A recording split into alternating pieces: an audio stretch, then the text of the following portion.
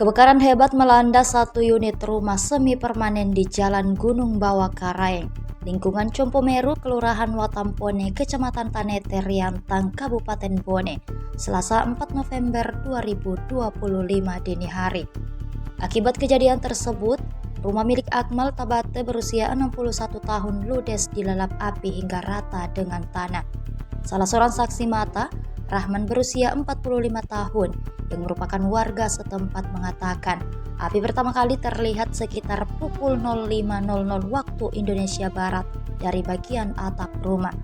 Rahman menuturkan warga berusaha memadamkan api dengan alat seadanya sebelum mobil pemadam kebakaran tiba di lokasi. Sementara itu, Kepala Bidang Pencegahan Dinas Pemadam Kebakaran dan Penyelamatan Kabupaten Bone, Akbar, membenarkan kebakaran tersebut. Download Tribun X sekarang, menghadirkan lokal menjadi Indonesia.